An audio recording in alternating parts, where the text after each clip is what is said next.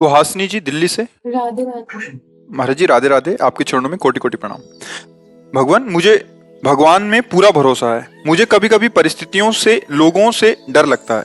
लोगों की बोली हुई बातों को मैं अपने मन में से निकाल नहीं पाती। इस वजह से मन में विचारों की एक चैन सी बनी रहती है, जिसके कारण मन बहुत घबराता है और बहुत दुख पाता है। तो मैं इस अवस्था में कैसे विजय इसमें प्राप्त क्या करूं? है कि विवेक की कमी है।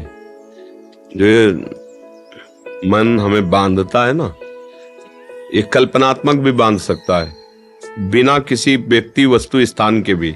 ये बिना किसी के भी ये भय की रचना कर सकता है अंदर ही अंदर।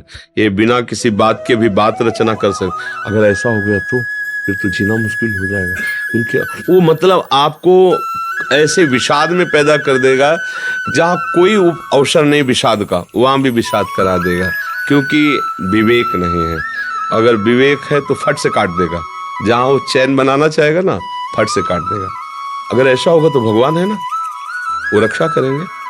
अगर ये नष्ट हो गया तो दूसरी व्यवस्था करेंगे। अनंत ब्रह्मांडों की रक्षा करते हैं हमारे सर्व समर्थ भगवान है, वो तुरंत काट देगा।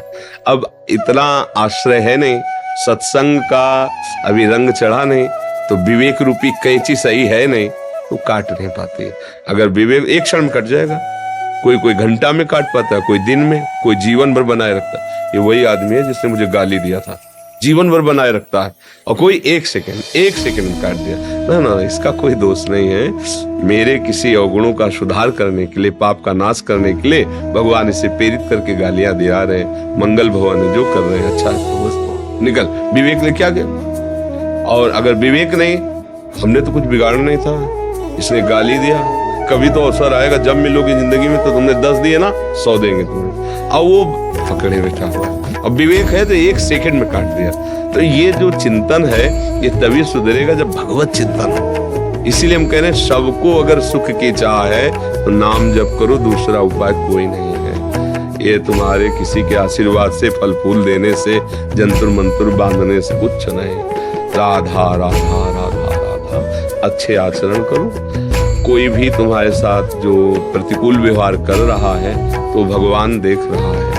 जहां तक हो तहां तक अपनी बुद्धि से उससे बचने का उपाय करो। नहीं है तो ऐसे हो जाओ, हे भगवान आप देख लो, हम तो असमर्थ हैं, तू बहुत समर्थ है, वो सब देख लेंगे। भय क्यों करना है? अगर हम भय करते रहेंगे तो इसका मतलब भगवान का आश्रय नहीं है। भगवान के आश्रित में निर्भयता बढ़ती है कि यार हम अकेले जा रहे हैं, अगर कोई मिला मारा तो वही भगवान है ना, हमारी रक्षा कर लेंगे। और निश्चित आपने विश्वास किया है, भगवान रक्षा कर लेंगे। अगर कोई भारी से भारी समस्या है तो भगवान के लिए कोई समस्या है क्या? तो बस अगर भगवान का आपने आश्रय नहीं लिया तो सब समस्या ही समस्या है। जिसको हम पति कहते हैं, प्राण प्रिय कहते हैं, वो ऐसी परिस्थितियों में उसकी बुद्धि हो जाती है कि अपने परिवार को जहर दे देता है। ऐसी परिस्थिति प्रकट हो जाती है कि जो प्रिय से प्रियजन है वो संबंध विच्छेद कर लेते हैं। जिनके सहारे हमने जीवन काटने की कोशिश की, वही हमें छोड़ देते हैं। ये क्या है? फिर भय ही तो है ना। अगर भगवान का आश्रय, सब में भगवान का भाव करो, तो अगर ऐसी स्थिति भी आएगी तो आपने भगवान को पकड़ा है। जैसे मीरा जी के पति राणा जी का शरीर पूरा हुआ, उनसे कहा आप अपना सुहाग उजाड़ दो। उनने इनके लिए सुहाग भरा ही नहीं था, ये तो श्री कृष्ण के लिए था। हमारे गिरधर अविनाशी, इसलिए मेरा सुहाग अविनाशी। अब बिना भगवान के आश्रय, मेरी जो हृदय की बात और संतों की बात और शास्त्रों की बात, बिना भगवान के किसी को स्वप्न में भी सुख नहीं मिल सकता, पक्का समझ लो। अब चाहे आप उसे स्वीकार करें या ना स्वीकार करें, इसमें आप स्वतंत्र हो।